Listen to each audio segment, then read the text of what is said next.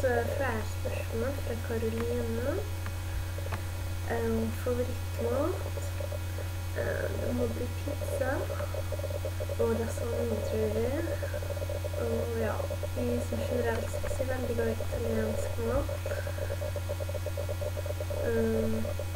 Favorittdrikke.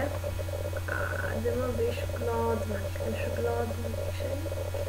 Litt vanskelig å bestemme seg, men det var en av beste. Favorittblogg. Ja, som jeg sa i stad, så er det Kikkelia og blogget frem nå, og så videre, som jeg sa i forrige video. Når startet du med å blogge? Det var vel i februar eller januar, starten av året, tror jeg. Ja, tror det i hvert fall. Hva fikk deg til å blogge?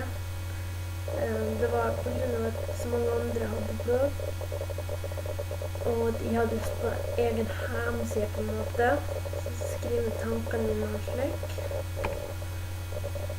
Har du søsken? Hvor mange? Ja, selvfølgelig har søsken. Jeg har 2 yngre brødre. Det er Tony, som er snart 14 år, og Simon, som er 10 år. Er du god på skolen?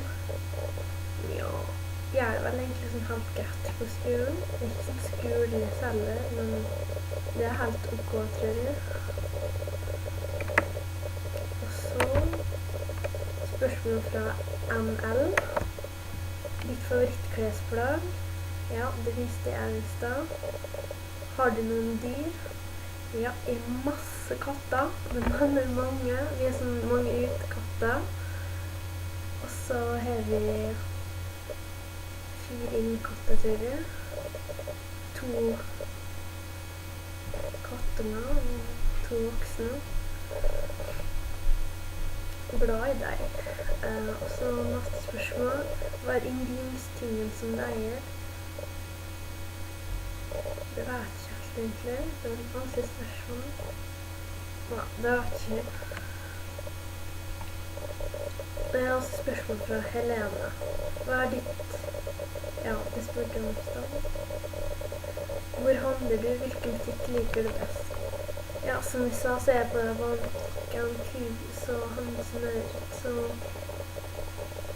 og sånn. Og Marks Head og av og til på nattbutikker. Får du gode karakterer på skolen?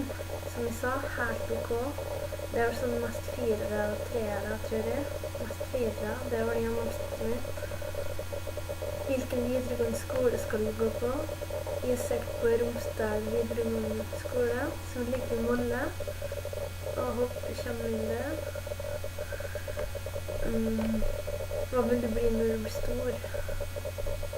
Og det er litt vanskelig å stemme seg. Jeg har enten lyst til å bli designer, makeupartist, eller kanskje skuespiller. Enda de 3 siste veldig i hvert fall, men jeg er ikke helt sikker da.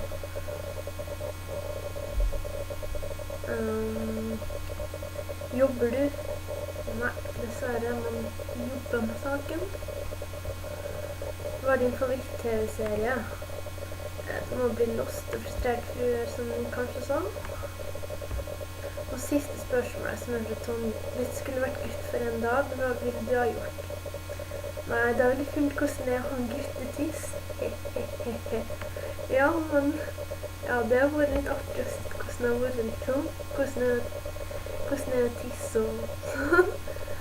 Ellers så vet jeg egentlig ikke. Jeg er ganske fornøyd med å være jente. Ja, det var alle spørsmålene. Ha det bra. Nå blogges det. Ha det.